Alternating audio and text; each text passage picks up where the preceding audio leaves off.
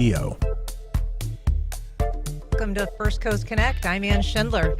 Today, with an upcoming special session in Tallahassee set to start Monday and the official start of the Jacksonville 2027 mayoral campaign starting last week, we get the state and local political pulse with government expert and attorney Chris Hand. Later in the program, Strides for Pride will tell you about the upcoming Jasmine 5K and how you can get involved.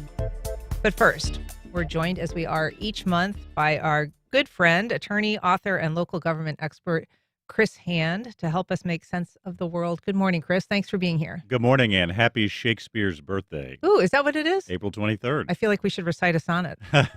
I'm not prepared. If you're listening, we're also going to take your calls and questions this morning. If you'd like to join our conversation on air, you can give us a call at 904-549-2937. Or if you'd like to submit a question to Chris, you can email firstcoastconnect@wjct.org or go to firstcoastconnect.org and submit a question. I want to start, Chris, if we can, with I'd like to get an update on this Hope, Florida investigation, what we know about it, what more we could expect to hear about it. This was a charity that was sort of initiated by the First Lady, had since come under investigation by the legislature, and then ultimately a grand jury for some questionable financial transactions. That's right, Ann. Just to refresh everyone's recollection, Hope Florida is actually a state of Florida program designed to assist Floridians. As part of when the First Lady set that up, it was supported by a nonprofit, the Hope Florida Foundation. Couple of years ago, the state of Florida, in a legal matter, targeted a Medicaid contractor, Centene, for what it accused it of being Medicaid kind of overbilling. As part of a legal settlement in that case, Centene gave $10 million to the Hope Florida Foundation, just as part of the overall legal resolution of that Medicaid overbilling claim. $10 million of that money went from Hope Florida Foundation to a couple of political committees that were at that time supporting the effort to oppose Amendment 3 in 2024, which was the amendment to legalize small amounts of recreational marijuana. When this came out, it was obviously quite controversial. This had been a state government matter, money that went into a nonprofit and then went into a political cause.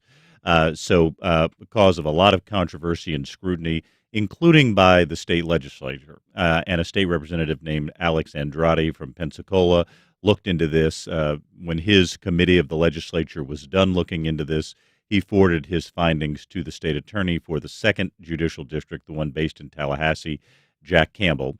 Apparently, Mr. Campbell convened a grand jury, and while the grand jury did not issue indictments in the case, they did issue what's called a presentment. Not always known, Ann, as the fact that grand juries don't simply exist to hand out criminal indictments. They can also issue opinions on matters of great public importance, particularly where they relate to public spending, inefficiency, potential other matters like that. Apparently, the grand jury, it's been reported, the grand jury in the 2nd District has issued a presentment in this case. It has not been released publicly yet. The state attorney's office, upon some public records requests from media outlets in Florida, has said that they can't release any presentment because it's still subject to a legal challenge right now. But at some point, this presentment is likely to be published, and we'll know more about what this grand jury had to say about the Hope Florida scandal.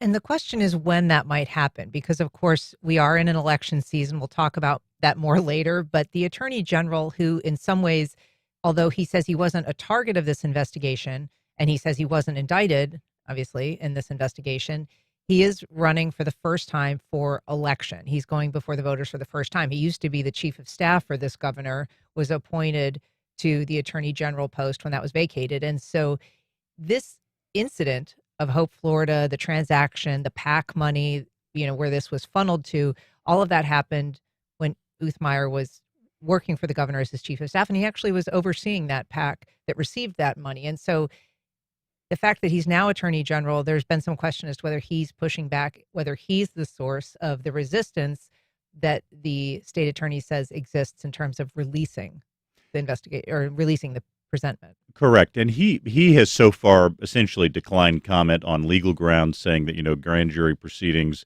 in this case are private. He can't speak to those. He can't even sort of acknowledge whether or not they've occurred or not. But there's no question this is going to be an issue in the Attorney General's campaign. As you say, he led this political effort. He was Ron DeSantis' chief of staff before the governor appointed him as Attorney General when Ashley Moody became a United States Senator. They're, I think, probably one of the more robust contests on the 2026 statewide ballot is going to be the Attorney General's race. Attorney General Uthmeier was appointed. He's never been elected before, so this is his first time on a statewide ballot. He's being challenged by a former Miami State Senator, Jose Javier Rodriguez, who was once a guest on this show in the not-too-distant past. There's been some recent polling that suggests this race is very neck and neck. So I think we're going to certainly hear more about this in the next 5 to 6 months, and particularly if the grand jury presentment does come out, and depending, of course, on what it says after the and then if it comes out before the election. But I think the key news so far here is that again, because of the presentment, it does not appear there are going to be any criminal indictments in these cases. But depending on what the findings of the presentment are, those could certainly have further impact, give the story kind of more legs, and see if it has an impact in the election. And he was asked whether he was that roadblock, whether he had asked the judge to put a hold on releasing this while it was being challenged, and he did not answer that. Right. He hasn't spoken to any of this and just said that he can't legally speak to any of these questions or even acknowledge whether a grand jury has taken place or not. Again, if that legal challenge is resolved and the state attorney's office can release that presentment, I'm sure they will. And of course, if that happens in the next several months, that could have some political impact depending on what the findings of the presentment are. I think it is important to note we don't yet know what the grand jury, what their opinions are on the Hope Florida scandal. I think it's a little premature to sort of guess what they might have to say about that. But again, I think we are likely to find that out at some point in the future. It's just a question of when. And when he says he can't talk about it, help us understand what some of those restrictions or guardrails might be. Is his obligation any different because he's Attorney General as somebody that could be a part of the investigation in terms of, as he says, not a target, but perhaps somebody that came up in the investigation because he was involved in Hope Florida and this PAC? What freedom does he have to talk about what he told a grand jury if he was asked to testify? What can he say about whether he has filed a request to block the release of this presentment? What is he able to tell us, and what is he not? Well, there are a variety of different rules governing sort of grand jury proceedings and whether or not they are, secret or private or not. There are rules that govern that in federal courts and rules that govern that in state courts as well. There probably are some strictures by which he's bound for a variety of reasons. Like I said, once that legal challenge is resolved, then that presentment will come out. I suspect, beyond whatever legal obligations he has at the moment, this is probably a subject he'd rather avoid until, there is something more to talk about in this case. So I think everybody's just waiting at this point to see when will the grand jury presentment be released, what will that say, and what impact might that have. We can have confidence at some point it will be released for sure. I think it's very likely that it will. Look, even if, and the state attorney obviously has to follow the law in terms of, what it can release and can't. But at some point, the legal challenge will be resolved. And at that point, the state attorney's office would probably not be under the public records exemption, which allows that to stay private. And I think there's also going to be kind of particularly as this current gubernatorial administration moves out of office and a new one comes in, I think there'll be additional sort of public support for trying to make sure that, there's full and final transparency on kind of what happened with Hope Florida. And that, of course, would involve releasing what's in that grand jury presentment. All right. If you're just joining us, we're talking to Chris Hand. He's a government expert, a local attorney, an author. If you have a question or comment for Chris, you can give us a call on air at 904-549-2937, or you can email firstcoastconnect@wjct.org. We have a message from Curtis on the north side. Didn't want to go on air, but he says he loves Chris Hand and looks forward to his comments and expertise every month, as do we. I want to move on now to talk about the special session because this has been sort of a long time coming. Legislature adjourned, as we've talked about before, without doing its one single statutory job, which is to pass a budget. But it is supposed to return and reconvene in Tallahassee next week. What's very interesting about the special session, remember, the special session was supposed to be happening right now as we sit here today. It was originally scheduled for April 20th, and the governor kind of modified his special session call so that it would start on the 28th of April rather than when it was supposed to begin. The subjects for the special session right now are all very uncertain as to whether they will at all move forward. One is congressional redistricting. The governor would like to see the legislature do a mid-cycle redistricting. They just did one 4 years ago in 2022. He'd like to see them do another one to potentially change the maps here in Florida and how congressional districts are shaped. He'd also like the legislature to act on his AI Bill of Rights that he proposed in December of 2025, and the Senate passed, but the House did not. And he's also asked them to move on the issue of vaccines, a bill that was actually sponsored by State Senator Clay Yarborough from Jacksonville that would give more parents more exemptions from the child vaccine requirements. That passed the Senate, but not the House. It'll be very interesting to see what happens next week because two of the three matters, the AI Bill of Rights and the vaccine exemptions, were not moved in the State House of Representatives during session. In comments about the special session, the State House Speaker has not been particularly encouraging about the prospect of those two pieces of legislation moving forward. Redistricting is very up in the air. Just this week, the state of Virginia, voters passed a constitutional amendment there that would authorize a mid-cycle redistricting in Virginia. Very unclear what's going to happen in Florida because there's a lot of uncertainty about, well, if you redraw the maps in Florida, what impact will that have? Incumbent members of Congress are apparently not particularly excited about the idea of a redraw. So I think all three matters that are on the special session agenda, it is very possible that none of them happen next week. Of course, as you said earlier, arguably the two biggest matter, one that's constitutionally required, the passing of a budget, that still has not happened yet, and the state fiscal year starts on July 1. And then the other matter that's pending out there is property taxes. There's been a lot of talk. The governor's made this a big priority that he wants to reduce property taxes. The state house actually passed a proposed constitutional amendment to do that. The Senate has not. That's not on the special session agenda. So it seems likely whatever the legislature does or doesn't do next week, it's not going to be their last visit to Tallahassee in 2026 because there are other matters that have to be resolved, the budget and potentially a property taxes amendment. I want to talk more about redistricting, but first, can you tell us what the political posture is of these two legislative chambers when it comes to the governor? There was a time when whatever he said was law. Basically he would make an order or a dictate, the legislature would fall in line. That's changed a little bit. What motives do they have to address what he's said are his priorities? What are their own motives when it comes to delivering for their constituencies? What's driving this besides just the nature of the issues themselves? Well, I think there's a variety of factors. One is, and this is not unique to Governor DeSantis. This happens to every governor in the eighth year of their term. His influence with the legislature is waning just by virtue of the fact that he's not going to be governor in January. Florida's going to elect a new governor in November. He's sort of moving out of office, even though he had a lot of success over his, kind of first 6 years in office. I think he's always had a bit of an uneasy relationship with some legislators, and that kind of came out in the open when Daniel Perez became the State House Speaker, which he is now. The House has been I think much more cognizant of its role as a co-equal branch of government, has really sort of advanced its own institutional prerogatives. So they've said no to the governor a lot more than previous legislatures did. He's still relatively aligned with the Senate, seems to have a good relationship with State Senate President Ben Albritton. So a number of the governor's priorities have continued to move through the Senate. But the State House has been a very different story. They've been sort of at odds over the budget. Overrode some, the gubernatorial budget vetoes in the last couple of years, have opposed some of his priorities. There may be some common cause on redistricting, largely because it's something that the Trump administration has obviously prioritized around the country.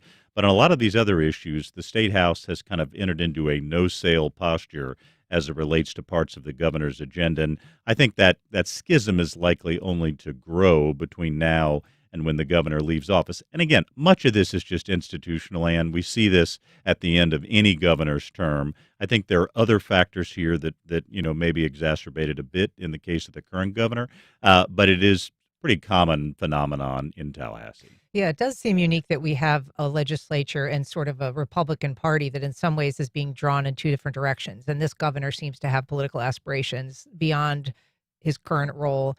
And certainly he hasn't always had been on the same page with the president. So that it does create an interesting dynamic. I want to ask you about the what happened in Virginia. And I want to also read a comment that we got from a listener, Ross, because he's concerned about the gerrymandering aspect of what's happening in a number of states, something that Florida is now going to be considering as well. But he writes, gerrymandering is abhorrent regardless of which party does it.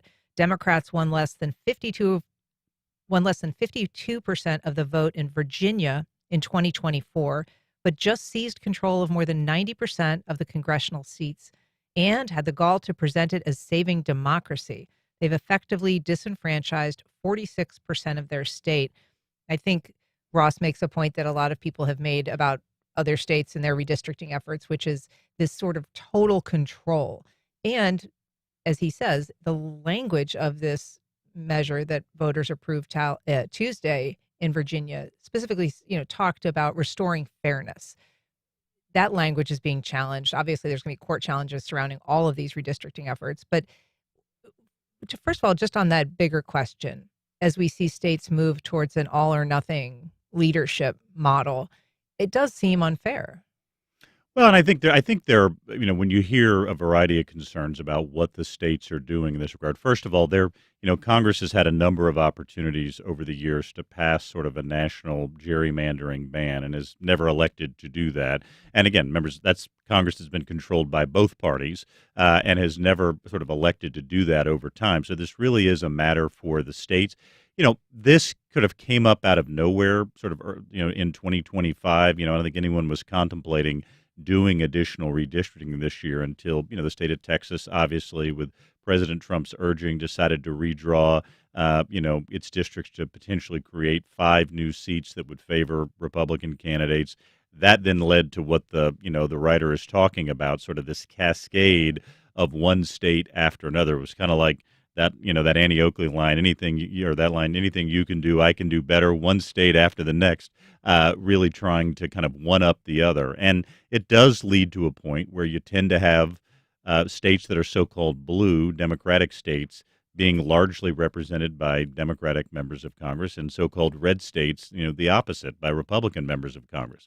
I think from a governing standpoint, one of the biggest concerns about that is where does that lead? Where does that create opportunities for consensus and for people kind of working together?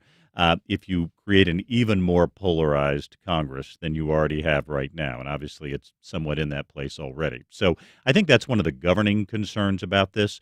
But that is because the Congress has not acted on this. This is purely kind of under state control. And while there are going to be a variety of challenges to this, just sort of based on where Supreme Court jurisprudence has been on this issue, I think states are really going to control this process moving forward. It might change even further and give states even more control if the Supreme Court ends up striking down Section 2 of the Voting Rights Act, which is a case pending before them right now. The Voting Rights Act, obviously passed in the 1960s during the Civil Rights Movement, provides, helps to ensure representation for racial minorities in electing members to Congress. If that provision of that act goes away, states will be even more free than they are right now to redraw congressional districts. So I think what we're seeing in 2025, 2026, if the Voting Rights Act is struck down, we could see even more of it in the next several years, particularly during the end of decade redistricting that happens in 2030, 2032. At that point, states may be just completely, free to kind of pass whatever maps they want to at that point. And so I think redistricting is an issue that's, here to stay. Whether one's concerned about it or not, it is going to be a reality that voters and elected officials are dealing with for a long time. Sure. And some of these challenges are going to continue well into the years to come, as you say. But in terms of redistricting before the midterm elections, when does that runway end? Florida would seem to be, it is at the tail end of this nationwide effort to see state by state redistricting efforts. It could be the last one. But even Florida, there's a point at which elections are happening. People are running in districts as they exist. When does Florida run that clock out? And I also want you to touch on, if you can, just the law in Florida, which, in reacting to what happened in Virginia or not, limits what lawmakers are even allowed to do when it comes to redistricting. Well, it's really now or never for Florida, and there really aren't any other states that have redistricting teed up potentially other than Florida. And it really has to be now or never because at some point candidates have to qualify for the election. I mean, you have to know what districts you're running in. Voters need to know who the candidates are. Congressional redistricting in Florida, qualifying is typically in April. Usually it goes on right now. The Secretary of State of Florida, Cord Byrd, sort of moved that back to June on the grounds that Florida law allows that during a reapportionment year, which, there's some debate as to whether a mid-cycle redistricting really qualifies for that or not. But anyway, qualifying is going to be in June. So it's really now or never for the legislature. If they don't act on this next week, the districts are very likely to stay as they are right now for the November election. So we're, again, as you say, this issue is certainly going to continue going forward. But as it relates to 2026, Florida's really sort of the last stop on this redistricting journey. Well, Florida lawmakers, though, have to either maintain, or some would pretend that this is not political, that this isn't being driven by the president and all of these other midterm redistrictings, that they're doing this for reasons that are clean hands, kind of authentic reasons for a redistricting, because it's against Florida law. Well, that's right. Because of the Fair Districts amendments that passed in 2010, and Florida, in the state constitution, legislators cannot redraw districts if they are doing so to gain a partisan advantage. They cannot do so to either favor or disfavor incumbents. So that's a pretty strong, and again, it's why, they always circulate memos among legislators during this time saying, please be very careful what you say publicly, because, if people make comments that suggest that they are doing this for partisan reasons, like to make sure that one party or the other actually has more, seats in the Florida delegation, or they're doing it to help incumbents or hurt incumbents, that would be a violation of Florida law. So even if the legislature acts next week, which is highly uncertain at this point, but even if they act next week, whatever they do will be immediately subject to that legal scrutiny because, again, it has to pass the Fair Districts Amendment test. That's part of our state constitution. If it does not, whatever their work is next week could be thrown out in court. We've got a call from Daryl in St. Augustine. Good morning, Daryl. Go ahead. Good morning, Ann. Good morning, Mr. Han. Yes, my first comment is every word that the gentleman wrote in the previous comment applies to the state of Florida. Democrats haven't had a say in the state of Florida's government in, 10 or 20 years? So it's kind of same thing here.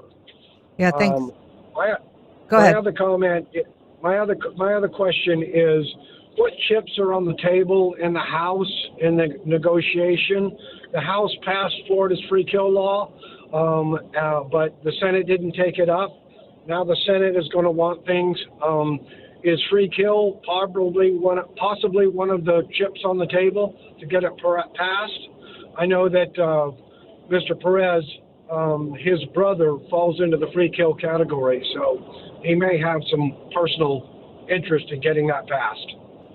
Thanks, Daryl. Appreciate that. And we know that that's an issue that's been very close to your heart. But are other measures likely to come up?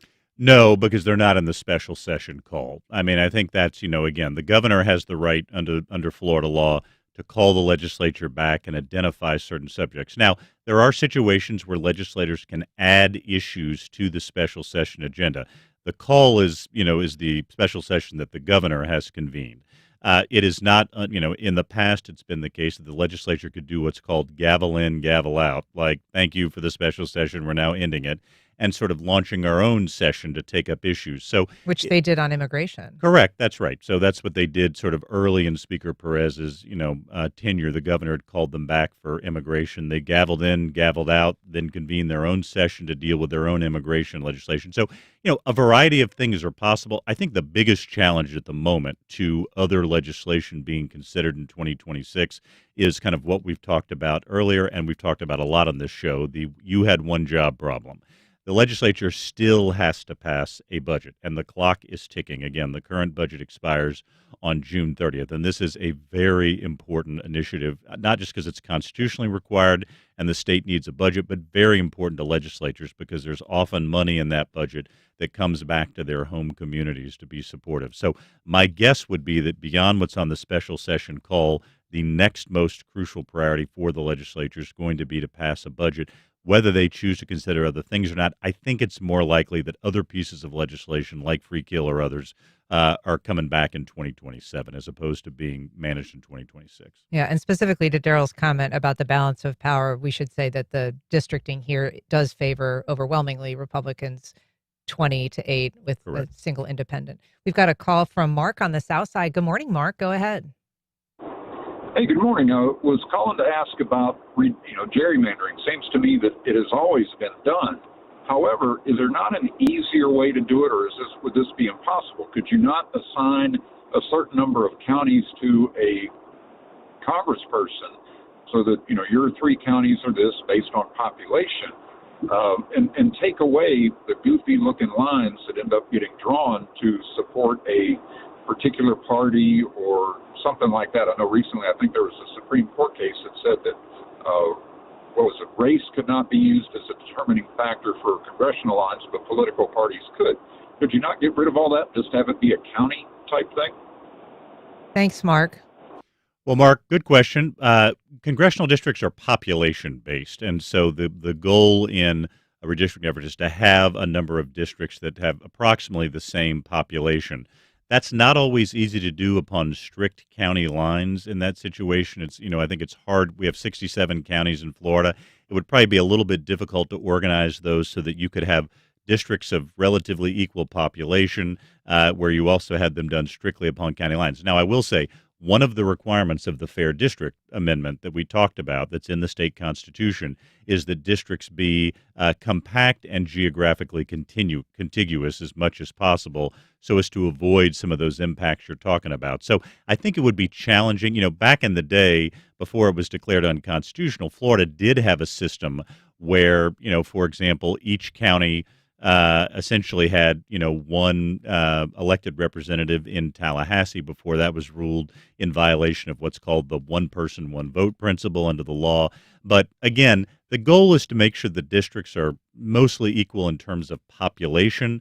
I think everyone considers it a best practice to have those districts be compact, and that's even in state law now. But I think it might be a little challenging to do that among strict county lines because of that population imperative. A quick follow-up email from Denise. She wanted to get some clarity on the Uthmeyer not commenting on whether he's the reason for the roadblock or whether he's asked for the grand jury presentment to be put on hold. She was saying, he's not allowed perhaps to talk about the grand jury process or those functions, but that he would be free to talk about whether he was the one who is pushing to withhold this report. I'd be interested to know what the legal basis for that is on his part, and the question of whether he kind of filed the legal challenge or not.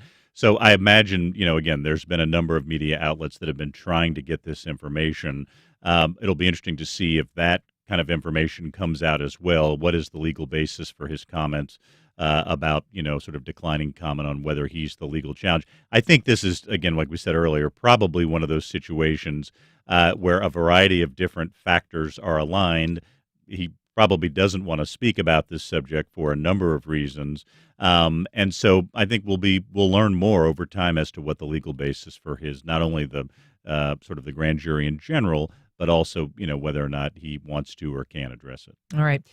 Thank you for clarifying that. I want to talk about some polling that's been done and the races that are taking shape in Florida and locally, starting with some polling that was done. You alluded to it earlier when you were talking about Uthmeyer's challenger in this election bid of his, J.J. Rodriguez, that looking to be very close in terms of what people are thinking about those candidates, if they're thinking about them at all. We should say it's quite early.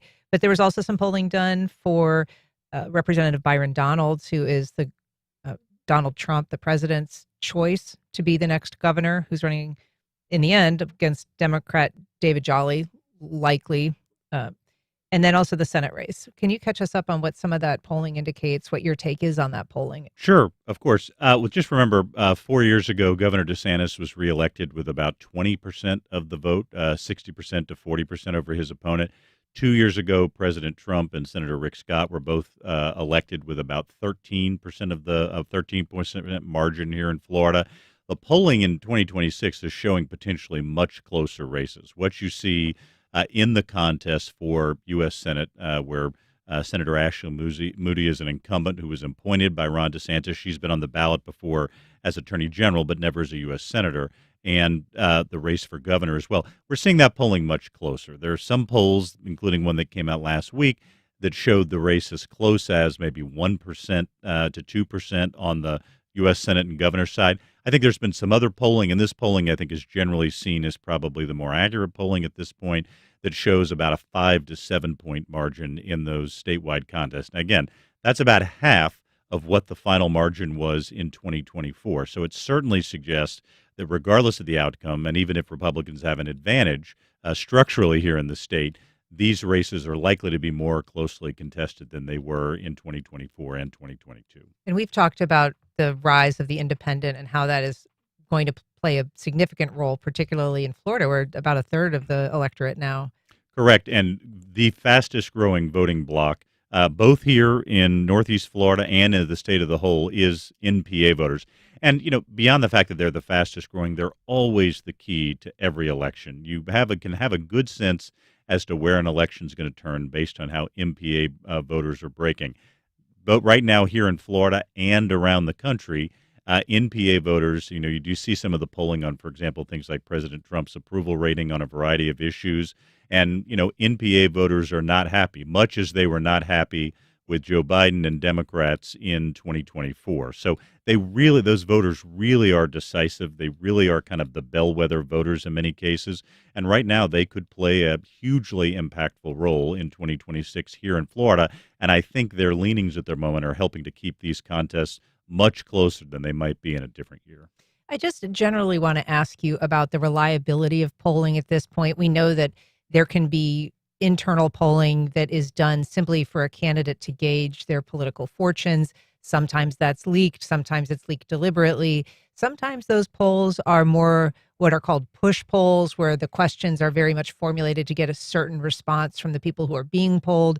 And then there's more media polls, that are, or UNF, for instance, we think of those as somewhat more reliable. But when we're hearing polling numbers, and we're going to be hearing so much more in the months to come, what should people rely on? How should they know if the polling is reflective of reality? Well, I think there's a couple things. Number one, this is an issue that pollsters, very transparently say they struggle with. How do you, in this era where people have gone from using landlines to exclusively, using cell phones in many cases, how do you bring in sort of voters via kind of computer and the internet and sort of networks as well? So it's not easy to design a polling sample these days. And I think pollsters are constantly looking for ways to sort of refine their methods to make sure they have a representative sample, to make sure they are connecting with voters, to give the most accurate information. I think the way I've always viewed polls, Ann, is not as something that's sort of that we should completely put 100% faith in, but as a tool, as data points. And what I look for in polls is trends. So when you see polls over time, are there kind of the same results that are showing up? Is the methodology sound? Have they polled enough people? If you have too small of a polling sample, that can sometimes skew results. So have they polled enough people? Have they made sure the sample is a pretty good snapshot of what the electorate's going to look like? And are there trends that are showing up over time? For example, in these statewide contests, one trend that is showing up is none of these races are blowouts right now. I mean, like I said, whereas there were double-digit winning margins in 2024 and 2022, no poll has reflected that here in Florida at this point. Now, we don't know as they say, the only poll that counts is the one on Election Day. We don't know what that poll is going to ultimately say. But I think we see a trend at this point that Florida is likely to be closer this year than it was in other years. So I look at polls as a tool, a helpful tool, but not something that anyone should say, well, the poll said that, so that's definitively what's going to happen. I think they provide helpful data points, and I think pollsters would tell you the same thing. These are not for people to sort of rely on chapter and verse. They're designed to sort of show some information. and to help people look for trends. I think that's their highest and best use. Just very, very briefly, because we are up against the clock here. The mayor signed up, declared her candidacy last week. There's been a complaint filed by the GOP about the fact that this apparently maybe pre-produced video was released. Are you concerned? What do you see about that complaint? Do you think that that's something that's going to be a roadblock for her? I doubt it. Those are, these launch videos are very common at this point. I don't know a single campaign of a certain size that doesn't launch their campaign with some kind of video. I don't think it's likely to be a legal concern. However, I do think this is likely to be a robust mayor's race over the last year. And for anyone who thought in that election day ended in November 2026, think again, because for those of us here in the city of Jacksonville, we have another election cycle that will be going on that won't end until March or May of 2027. That's the local city elections. That is why we rely on you every month. Chris Hand, thank you so much for being here. Thank you, Ann. Great to see you as always. All right. Up next, how a Flagler County women's Facebook group turned into a tell-all book. Thank you. Sorry about that.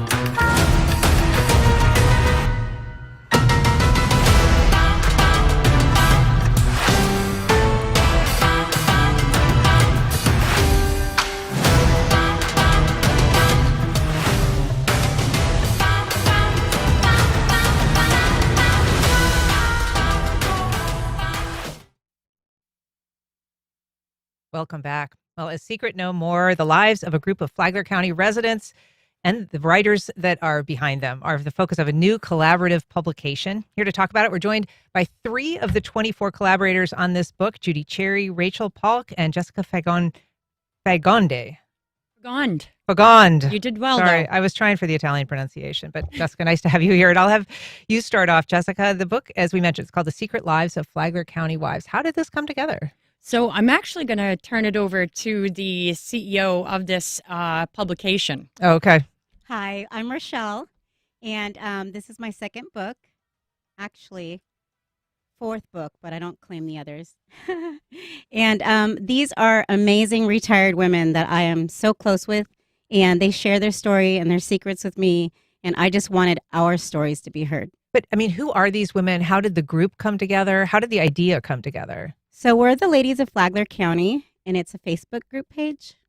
Bunch of transplants that found each other on Facebook. Yeah, and why decide to tell your story, their stories, in a book? I published a book alone. It's not fun. So this collaboration that we have is the most amazing journey I've ever been on. And I love these ladies, and you're going to love their stories. Judy, you have an interesting story, like a lot of people in Florida, like a lot of people in this book. You're a transplant. You're from England originally. Correct. And you're actually part of a, I think, ongoing or perhaps yet to premiere reality program about your move to Florida. Tell us about that. Oh, yes. So I found a Facebook group called Brits in Florida, which I follow. And obviously I want to hear all sorts of things when I'm away from the UK. And on there, I saw that there was a television production company in the UK who were looking for expats who had recently moved from the UK to Florida. And me and my husband were one of those. And we were like, well, let's put a story in. So we did. They loved it. We had a producer call us. And the next thing you know, I had directors and producers in our house. My husband is a professional golfer, so they loved his story. So they followed him a little bit. I play pickleball, who doesn't? And so they followed me, and then they took a drone camera and followed us down to the Keys. And so, yeah, it premieres on the 4th of May in the UK. But if you have a VPN, then you can watch it out here. And obviously, with all my friends and family, everyone wants to see it. So I will make sure that everyone gets to see it. What was that experience like for you? I would think that would be somewhat invasive, having all of that attention, all of the cameras in your life. Was it rewarding? What did you get from it? Yeah, do you know what? We really surprised ourselves. Like, they made us feel so comfortable. The director said, I'm going to make you feel good. So if I'm making you feel good, you'll look good, you'll sound good, and just act naturally. Don't act like you're behind a camera and you're on screen, and don't look into the camera. Look kind of a bit to the left of the camera. So, and it was easy. Who doesn't love talking about themselves? So, Sure. and it was our story, and it was just an easy story to tell, and it was brilliant. Jessica, how easy was it for you to tell your story in the context of this new book? It is an interesting story, one that has a lot of, interesting layers to it, particularly your background in Maine. Your husband is a lobsterman. Yes, lobster fisherman, Beals Island, Maine. Yeah. And so how did you end up in Florida, and how did you end up connecting with these other women? So it was actually pretty hard for me to get this store together, something I have never done, really thought about. Rochelle over here was like, you need to do this, because she, learned about my past and was like, this is a little crazy. Like, you need to put this in the book. So March of 2020, when COVID hit, we decided, and God love my supportive husband, I came up with the idea, why not do homeschooling in Florida? And and I had driven big trucks and big campers around New England.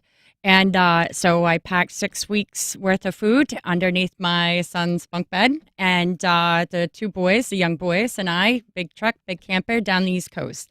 And really leaned on the Lord. So. Yeah, and ultimately, it sounds like the community of women that you connected with. Yeah, ladies of Flagler County originally was 30 when I joined. Now it's over 12,000. What a wonderful mission this group has. It is to bring women that are all transplants together and form friendships. So it's amazing, and we're all very thankful for that group. Yeah, and so what is this? Who is this book for? First of all, is it something that is just an opportunity for you all to form a deeper bond, or is this something that you think has a wider audience in the world of Florida transplants? The book is for everybody. We have husbands reading the book, and they're so proud of us, but we're all relatable. We're not, a rock star on TV making it big. We're moms, wives, widows.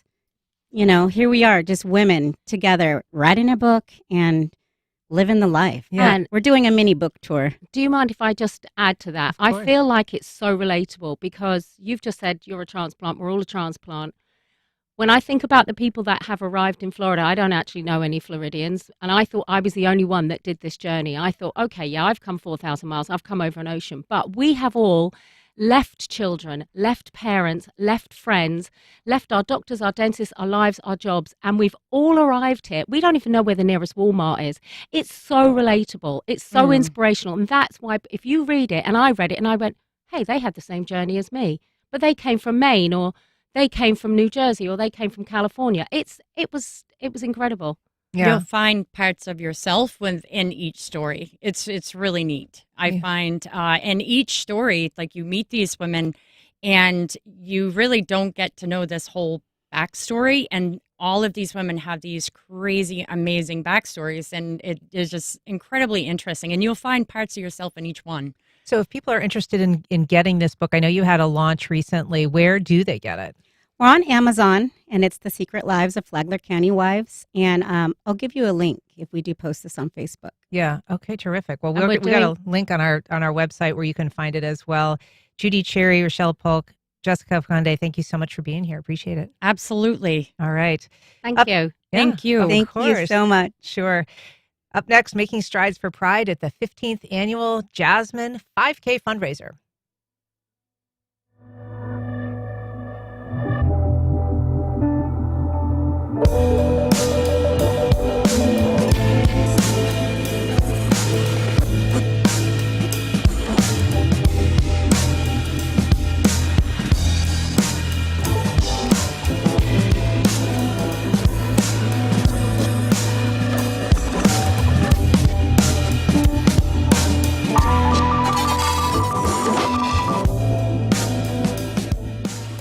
Wolfson Children's Hospital, where generations of families have found hope. Because it's here at Wolfson Children's where answers are found, odds are beaten, and comebacks begin every day. Wolfson Children's, always here. Visit wolfsonchildrens.com.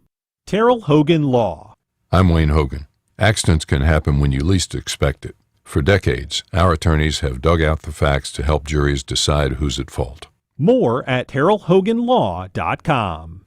Join film at WJCT Studios for Breaking Bad star Bryan Cranston in Arthur Miller's powerful American classic, All My Sons. Filmed by National Theatre Live, All My Sons tells the story of Joe Keller, a successful businessman whose wartime decisions return to haunt his family. The Keller household is forced to confront difficult questions about responsibility, loyalty, and the true cost of the American dream. April 23rd at WJCT Studios. Doors open at 6:30 p.m. Film starts at 7. Tickets at wjct.org/film.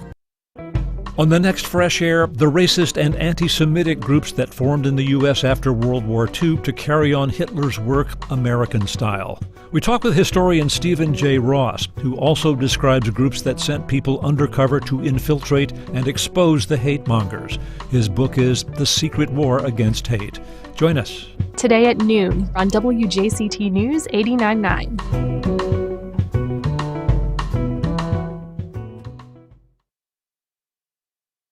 Roughly a quarter of people living with HIV in the U.S. rely on state-run AIDS drug assistance programs for health coverage and access to life-saving medication.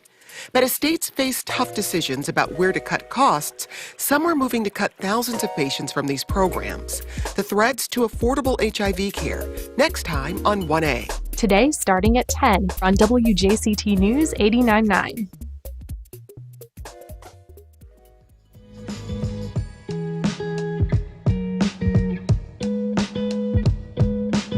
Welcome back. An annual race and fundraiser supporting local LGBTQ plus youth and young adults returns this weekend. Here to tell us about it, we're joined by Isis Alvarez. She is the board chair of Jasmine. Isis, thanks so much for being here. Thank you for having me. It's wonderful to have you. So Jasmine celebrated 3 decades of advocacy in 2024, a long history here in Jacksonville, but there's been some big changes lately in terms of the organization's leadership. Forever and ever, it was Cindy Watson. She eventually retired. And so there was a leader hired. We actually spoke to him on the program, Francisco Castro. He actually lasted only a few months. And so then it's been a little bit of an interim.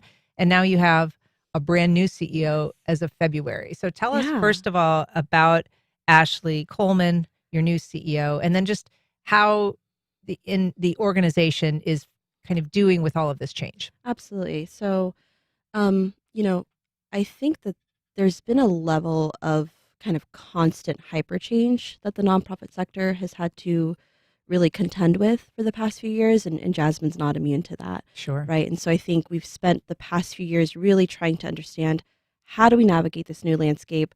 What does that mean for our future? What does that mean for our sustainability? And so there has been obviously transition in that time, and we've been really, really lucky to have some amazing leaders that have guided us through that transition. But we knew as we were hiring our new CEO that we would have to bring in someone that would not only be able to build on that 30 plus years of amazing history that Jasmine has, but be able to take an honest look at the landscape and say, what is happening in the landscape? What are our opportunities and challenges as an organization?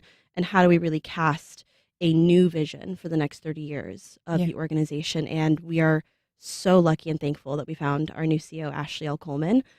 She comes to us from Pennsylvania, so she's a transplant.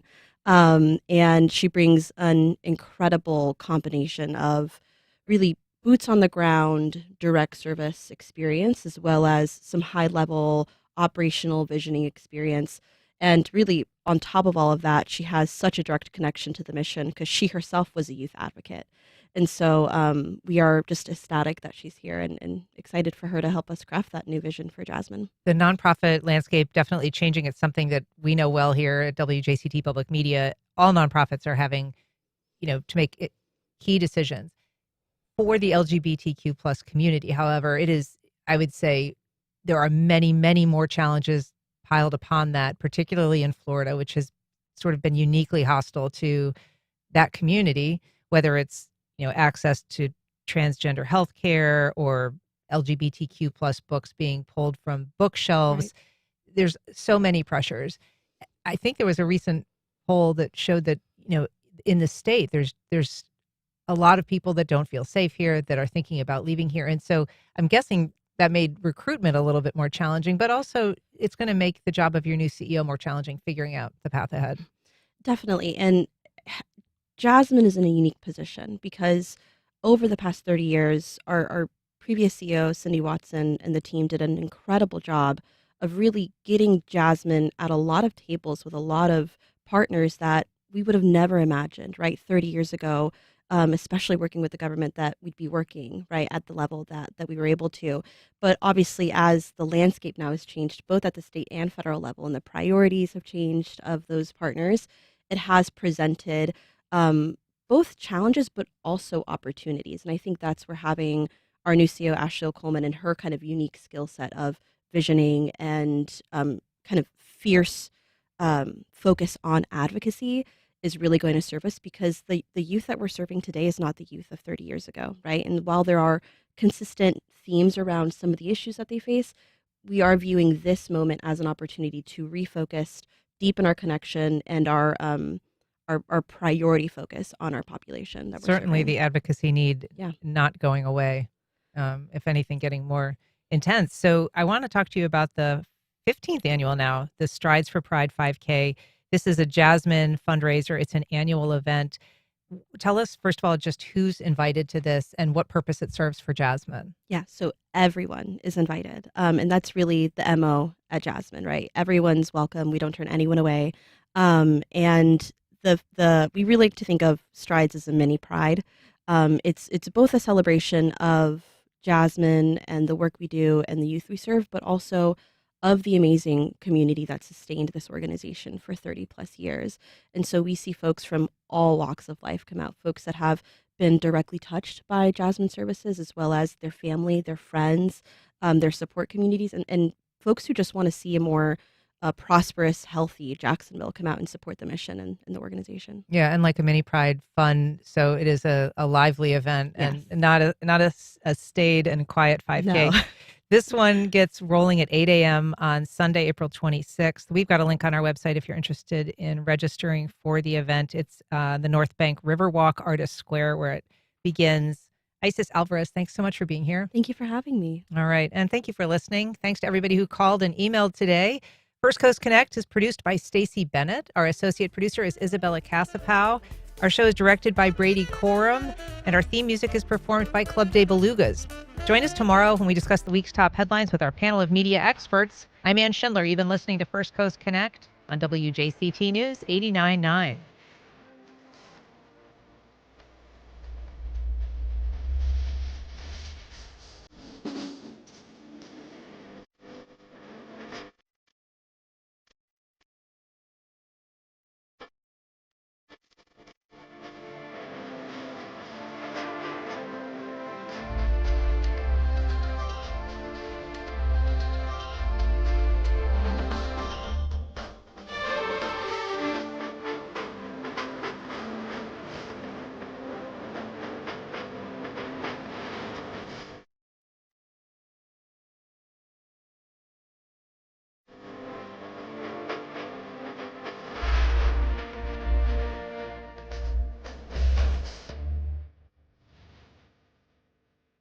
Support for First Coast Connect is provided by Baptist Health and the North Florida TPO. To shaping our transportation future, we're focused on planning, funding, clean fuels, and new technologies for a vibrant, connected community. Learn more at northfloridatpo.com. Baptist Health is a proud supporter of First Coast Connect. Baptist Health, committed to building a healthier community for all of us. More info at 202-4YOU or baptistjacks.com. Alchemy Yoga and Wellness, opening this summer in Ortega, offers a balanced approach to movement and recovery. Services include yoga, infrared sauna, cold plunge, massage, and facials in one location. More information at alchemyjacks.yoga. This is WJCT News.